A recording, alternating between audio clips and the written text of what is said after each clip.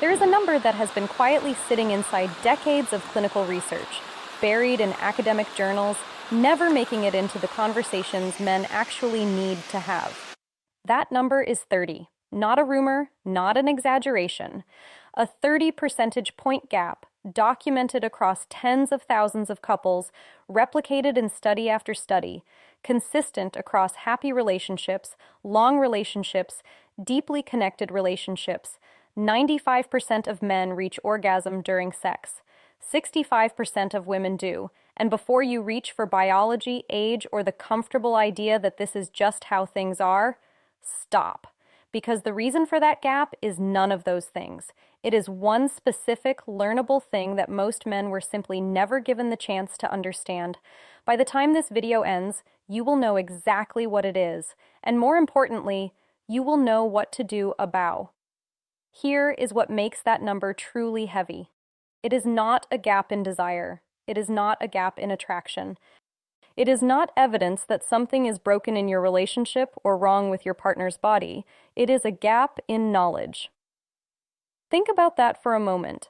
30 percentage points. Not because men don't care, not because women are complicated beyond understanding, but because the foundational education most men received about female sexuality was, at best, incomplete. At worst, it was actively misleading. Most of what men absorbed about sex came from cultural scripts, movies, locker room mythology, pornography, sources that centered one specific act as the main event and quietly shuffled everything else to the margins. What passed for sex education for most men never came close to explaining how female pleasure actually works, not anatomically, not physiologically, not in any way that translated into practical, informed, emotionally intelligent understanding. And men have been navigating intimacy with a map drawn in the dark ever since. That changes today. In 1998, an Australian urologist named Dr. Helen O'Connell published something that should have rewritten every conversation about female sexuality, and largely didn't. Using modern dissection techniques and MRI imaging, Dr. O'Connell produced the first accurate, complete anatomical map of the clitoris. And what she revealed was staggering in its implications. What most people, including most medical professionals at the time, called the clitoris was nothing more than the visible tip of a far larger internal structure. Here is what that structure actually looks like. The external glans, the small visible point most men are familiar with, connects to an internal shaft that extends upward, then divides into two curved legs called crura that wrap around the vaginal canal on both sides. Flanking those legs are two vestibular bulbs, erectile tissue that engorges with blood during arousal in precisely the same way that penile tissue does. The full clitoral structure is approximately 3 to 4 inches in length. It surrounds the vaginal canal on multiple sides, and it is intimately connected to the anterior wall of the vagina, the area most commonly referred to as the G-spot. That so-called G-spot is not a separate structure.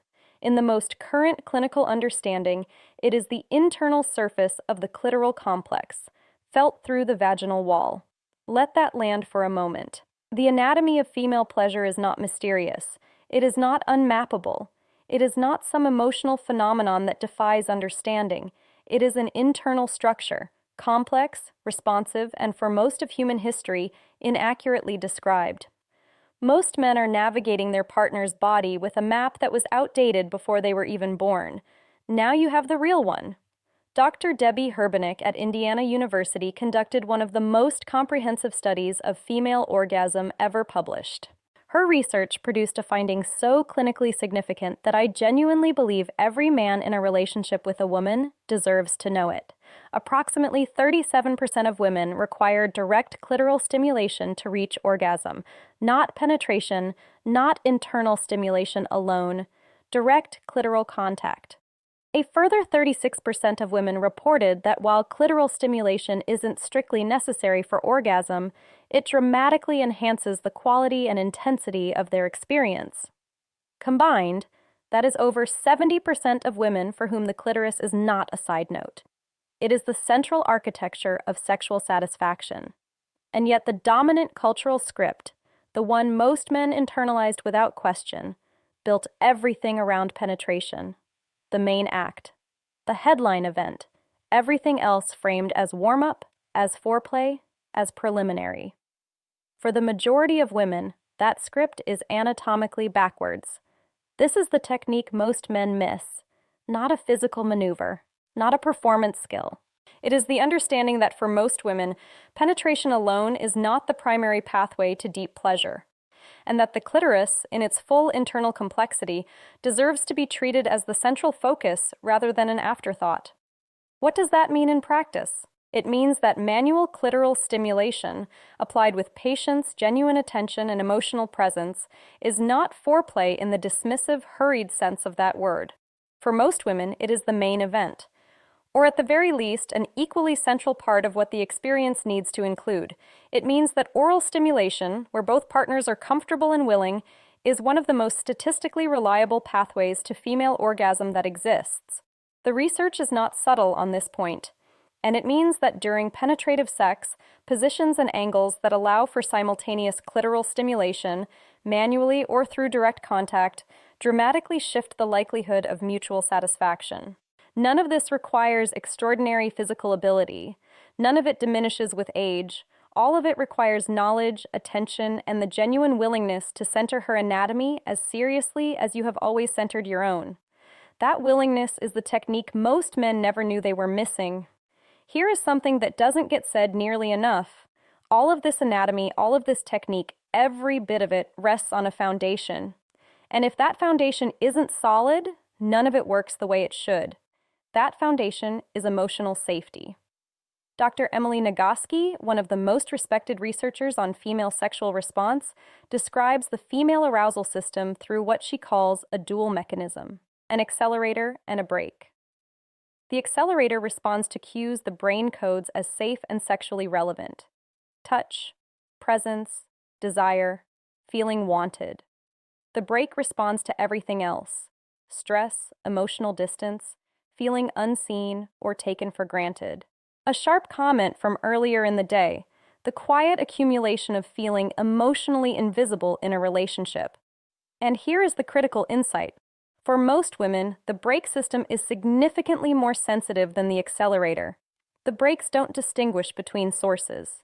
Financial worry, unresolved tension, the feeling of being an afterthought in her own relationship, all of it activates the same neurological switch. And once those brakes are engaged, no technique in the world can fully override them. Emotional safety is not separate from physical arousal in the female sexual response system. For most women, it is a prerequisite for it.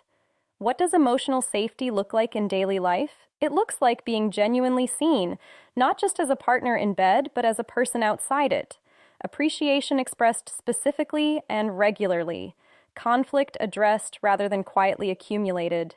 The consistent message that her needs and preferences, when she shares them, will be received with curiosity rather than defensiveness. The bedroom begins long before the bedroom. That is not poetry. It is clinical reality.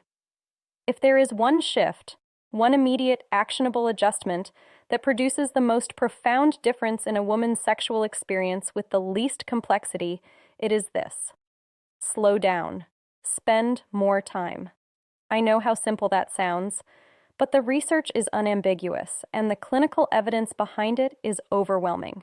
When women across age groups, relationship lengths, and cultural backgrounds are asked what they most wish their partner would do differently, the most common answer is not a technique, it is not a position, it is not a product, it is time. More time in non-genital connection before physical intimacy begins. More time in touch that isn't immediately goal-oriented. More time in what gets casually labeled foreplay, though that word does the concept a disservice because it implies that everything before penetration is somehow preliminary. For most women, it is not preliminary, it is essential. Physiologically, the full arousal cycle for most women takes significantly longer than cultural scripts have ever acknowledged. Full engorgement of the internal clitoral structure, natural lubrication, the kind of deep physical readiness that makes penetrative sex genuinely pleasurable rather than merely tolerable, all of this takes time.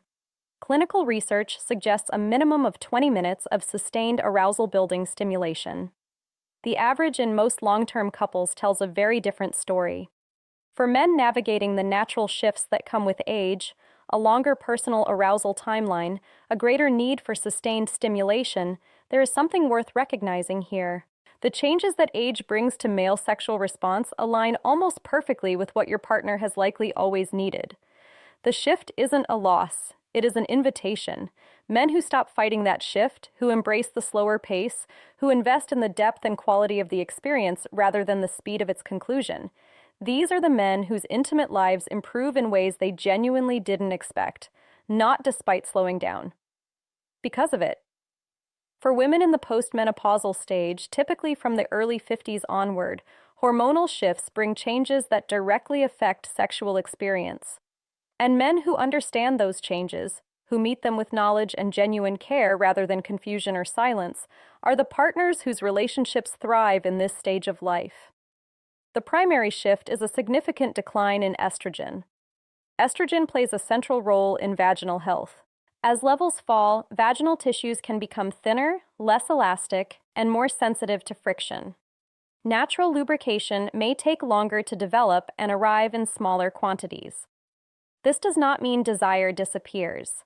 Research consistently confirms that the capacity for arousal, pleasure, and orgasm remains fully intact well into later life. What changes is the pathway, the time and attention required to reach full physiological readiness. For men who proceed at the same pace with the same assumptions they have always carried, the experience for their partner can range from reduced pleasure to genuine discomfort. And a single experience of discomfort during intimacy creates exactly the kind of neurological break signal we discussed earlier, one that doesn't simply fade by the next encounter. For men who do understand this, more time in arousal-building stimulation before any penetrative contact. A high-quality lubricant, not as a sign of inadequacy, but as a straightforward, clinically recommended adaptation to changed physiology. Positions that give her control over depth and pace, and open, ongoing conversation about what feels good, what has shifted, and what she needs in this specific chapter of her body's experience. There is an emotional layer here, too. Many postmenopausal women carry complex, often unspoken feelings about their changing bodies. When a man approaches those changes with patience, with curiosity, with the unmistakable message that her pleasure matters enough to adapt, it communicates something profound. It tells her she is still seen, still desired, still worth the attention. That message is one of the most powerful accelerators in the female arousal system, and it costs nothing but genuine care. We have covered the research, the anatomy, the emotional architecture, the physiological reality of her changing body. And every single piece of it is amplified by one thing: direct, honest, caring conversation. Here is a finding that deserves to stop you cold. A study published in the Journal of Sex and Marital Therapy found that only 28% of women report always communicating what they want sexually to their partner, 28%, which means nearly 3/4 of women are having sexual experiences shaped more by assumption than by honest expression, not because they don't know what they want, because the conditions for that conversation, the safety, the invitation, the confidence that their feedback will be received with warmth rather than defensiveness, have never been consistently present. For men who came of age in an era with virtually no cultural framework for this kind of sexual dialogue, that statistic may carry real weight. So how do you open the door? Timing matters. The conversation about what she needs sexually almost never belongs in the bedroom, in the moment, under the weight of performance and vulnerability. It belongs in a neutral, comfortable space, over dinner, on a quiet walk, in a relaxed moment when neither of you is exhausted or tense. Framing matters just as much. The goal is not to signal that something is wrong. It is to express genuine curiosity. Something as simple as, "I want to make sure I'm actually giving you what you need. Is there anything you'd love more of?" Opens a door that most couples have never walked through. How you receive what she shares will determine whether that door stays open. If she offers honest feedback and is met with hurt, defensiveness, or silence, the door closes, possibly for a very long time. What she needs is curiosity, warmth, genuine interest, the willingness to act on what she shares, and make it mutual. Share something of your own. Tell her what feels most connecting for you. When the conversation flows both ways, it stops being feedback and starts being intimacy. The couples with the most satisfying sexual lives in later life are not the ones who happen to be perfectly compatible from the beginning. They are the ones who learn to talk to each other, honestly, curiously, continuously. That conversation is available to you right now. It begins with a single question asked with genuine care, and it changes everything.